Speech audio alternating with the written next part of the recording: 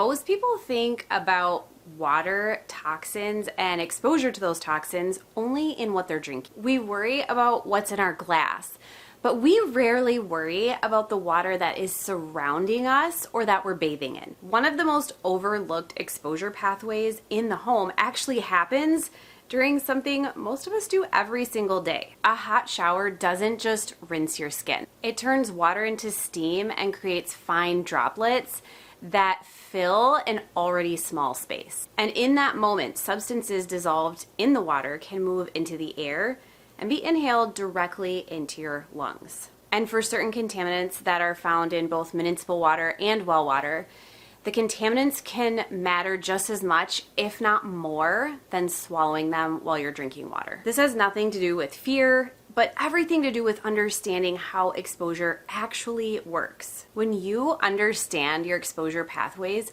you can make informed decisions on how to avoid toxins in your home. Most bathrooms are small, enclosed spaces with poor ventilation, and that makes shower steam especially relevant from a health standpoint. Welcome back. I'm Amanda. I'm a building biology practitioner, a certified home inspector, and a healthy home expert. I'm the owner and creator of Healthy House on the Block, where I empower you with knowledge and information on how to create a healthier home, one that actually supports your health and wellness rather than burdening it down. And I do it all with research-based information, practical tips, keeping your time and budget in mind. Today we're going to talk about health risks of shower steam, what's actually happening, and specific steps you can take in your own home to make a big difference to reduce this toxin exposure. Most people assume shower exposure is mainly about skin contact, but from an exposure science standpoint, showering is also an inhalation event. So when water is heated and sprayed, chemicals dissolve in that water and can move into the air and be breathed in directly. Now, this matters because inhalation is a very efficient way for certain compounds to enter the body. During a shower, heat increases volatility. Now, this means that some chemicals more easily transition from water into air. And at the same time, the spray creates fine droplets, and steam that stays suspended in the air is kind of in your breathing zone.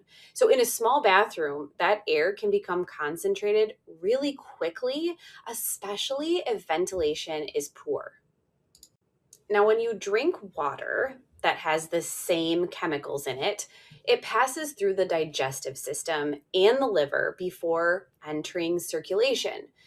In contrast, inhaled substances from the same water can actually bypass so much of that initial processing. So for certain volatile compounds, this means inhalation can result in faster and sometimes higher internal exposure than digestion. So city water treatment is essential and it is effective, but regulations are primarily based on drinking water exposure. So inhalation during showering is not always the main consideration, if any consideration at all, when these limits are set. So that doesn't mean that water is unsafe, but it does mean that exposure pathways deserve attention when we're not just drinking our water, but we're bathing in our water as well. Now, when chlorine and chloramine react with organic matter in the water, it forms disinfection byproducts. So some of these compounds are volatile and they're easily released into the air during showering.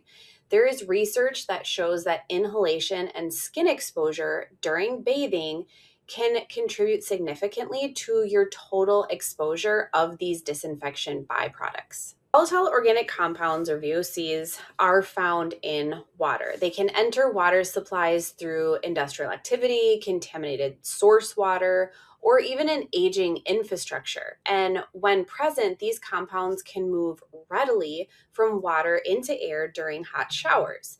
Inhaling them matters because the lungs absorb these compounds really efficiently, and then they just enter your bloodstream. So some water sources can have petroleum related contaminants, and it can be present in some municipal water systems. This is usually due to underground storage tank leaks or historical contamination.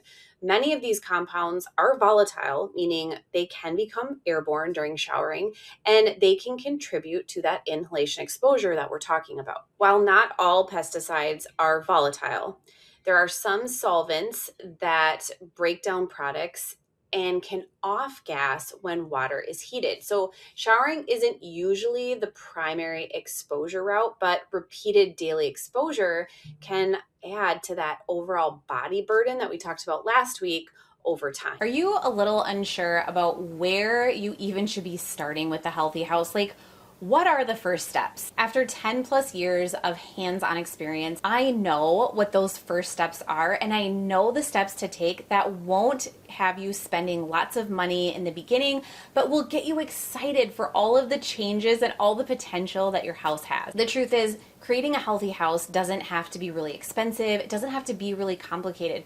You just have to know the exact steps to take. Anybody can check things off a list, and that's exactly what I'm here to help you do. My free ebook is an amazing resource to help you get started on getting toxins out of your house and creating healthier habits, and also planning for the future for some of those bigger changes. You wouldn't think that metals can evaporate into steam, and most metals do not obviously do this. However, there are fine particles and metal containing aerosols that can still be inhaled.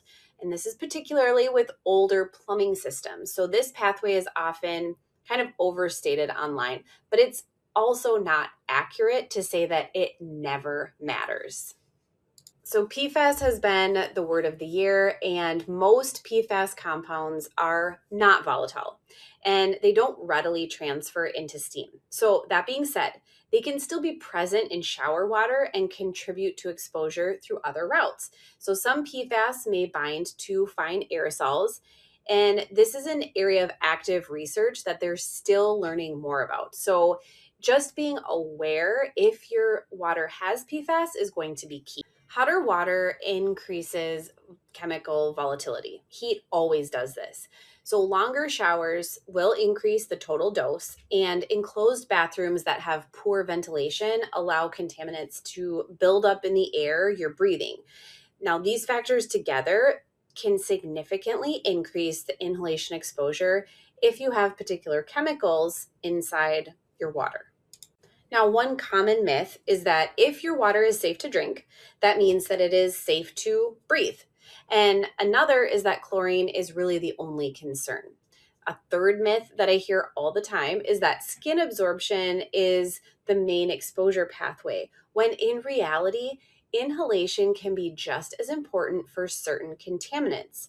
It's also true that there are more toxins that can end up in your shower steam besides chlorine. However, chlorine is a very important toxin to be paying attention to when we're trying to filter out contaminants. Ventilation is so important, and using a properly sized, functioning exhaust fan during and then after your showers is one of the most effective ways that you can reduce exposure.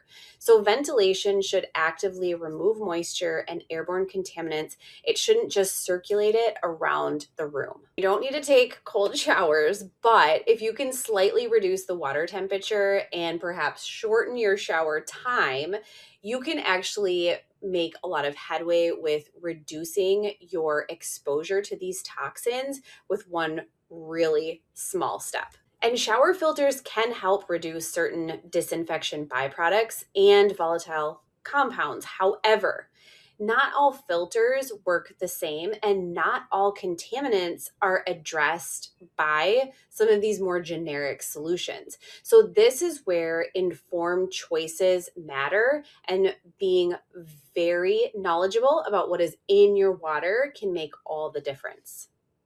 Which leads me to share with you why it is so important to test your water.